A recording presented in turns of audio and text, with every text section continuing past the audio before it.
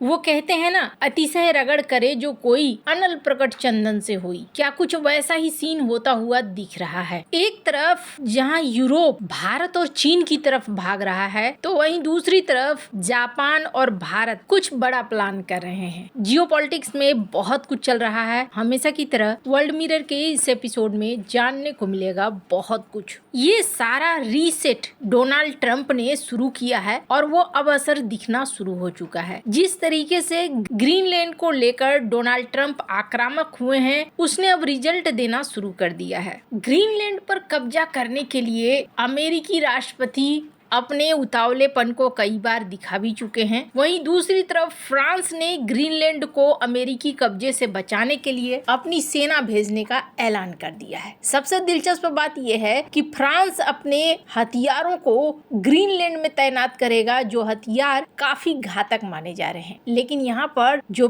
पिछले कुछ दिनों ये सवाल उठाया जा रहा था कि अमेरिकी दादागिरी के खिलाफ यूरोप अपनी रीढ़ की हड्डी दिखाएगा या नहीं, पर अब ऐसा लग रहा है कि यूरोप न सिर्फ अमेरिका के खिलाफ खड़ा होने के लिए तैयार है, बल्कि अमेरिका के बेहद खास विरोधियों को ज्वाइन करने के लिए भी तैयार है। यानी कि डोनाल्ड ट्रंप का दांव पूरी तरीके से उल्टा पड़ रहा है। फ्रांस के राष्ट्रपति का कहना है कि आर्कटिक इलाके को लेकर अमेरिका की धमकियों के बाद फ्रांस जल्द ही एक यूरोपीय मिलिट्री एक्सरसाइज में शामिल होने के लिए यहाँ पर जमीनी, हवाई और समुद्री सेना को भेजेगा। अब ये फ्रांस का खुलेआम डोनाल्ड ट्रंप को ऐलान है, तो इसके मायने समझिए। सिर्फ ग्रीनलैंड पर टकराने को तैयार नहीं है यूरोप, बल्कि यूरोप और भी बहुत कुछ बदल रहा है। स्क्रीन पर आप देख रहे हैं जर्मनी के चांसलर मर्केल को। इन्होंने हाल में एक स्पीच दिया है, उनका स्पीच बड़ा वायरल हो रहा है। अपने स्पीच में मर्केल ने क्या कहा है?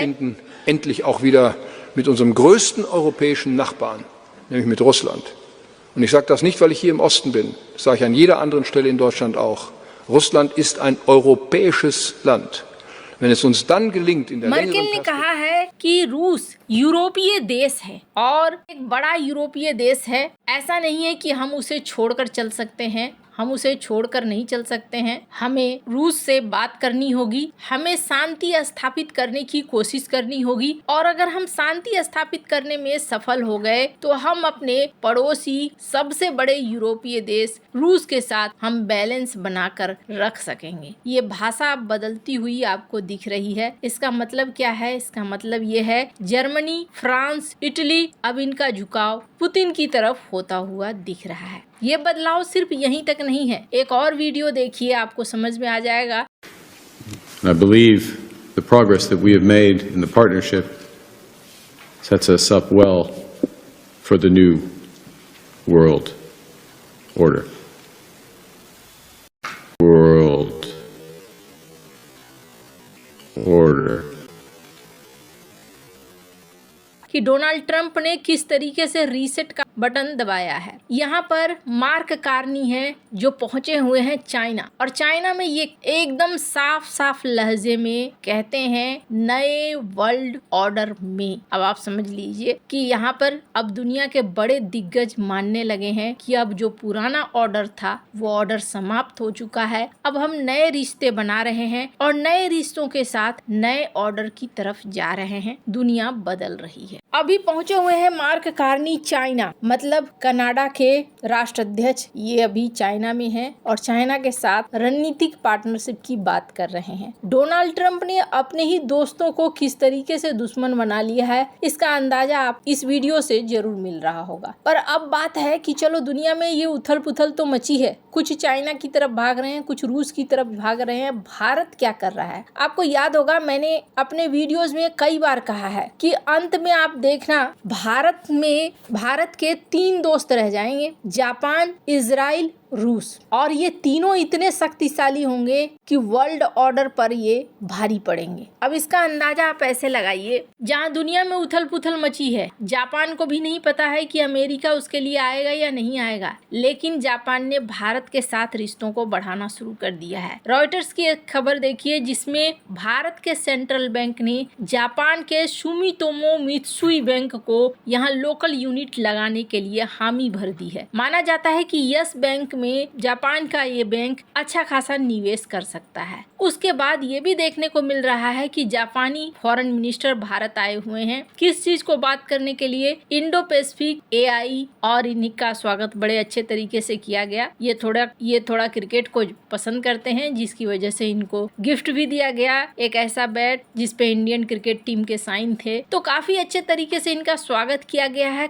कहा जा रहा है कि एक गोल्डन चैप्टर है जो शुरू हो रहा है जापान और भारत के बीच में, और ये गोल्डन चैप्टर सिर्फ एक सेक्टर में नहीं बल्कि कई सेक्टर में, आर्थिक तौर पर ही नहीं बल्कि डिफेंस के सेक्टर में भी दोनों देश एक दूसरे के साथ आगे बढ़ रहे हैं। स्क्रीन पर एक तस्वीर देख रहे हैं, दोनों ही देशों के नौसेना की खास बैठक हो रही है। जापान के बारे में मैंने पहले भी कहा है, ये जो बैठकें हैं या ये जो दोस्ती है, ये गेम चेंज करने वाली दोस्ती है। और इस बदलते हुए दुनिया में भारत ने जिसका साथ पकड़ा है, ये बहुत ज्यादा खास है। लंबे टर्म पर आप देखेंगे ये देश ही भारत के काम भी आएंगे। ऐसे सबसे खराब स्थिति यूरोप की ही हुई है। जब भी इतिहास देखा जाएगा पलट कर ना, तब ये देखा जाएगा कि डोनाल्ड ट्रंप ने किस तरीके से अपने दोस्तों को अपने ही खिलाफ कर लिया। इधर 4-5 दिनों में बड़ी हलचल मची है और एक reset button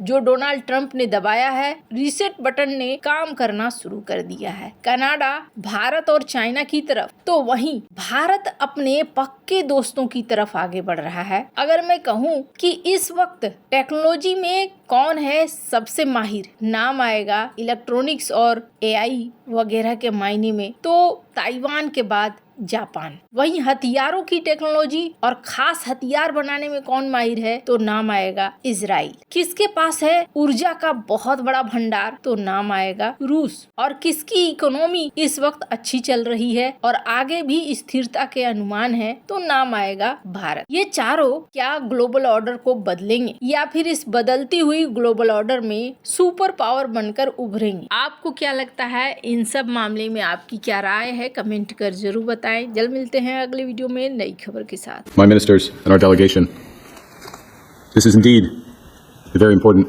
meeting and the most auspicious start to the new year and to a new era of relations between Canada and China. We're heartened by the leadership of President Xi Jinping and the speed with which our relationship has progressed in recent months.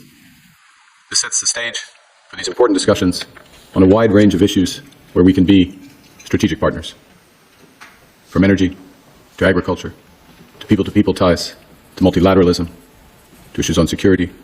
And we believe that the spirit and the substance of these discussions and these agreements will provide great benefit to each of our peoples, but also provide an example to the world.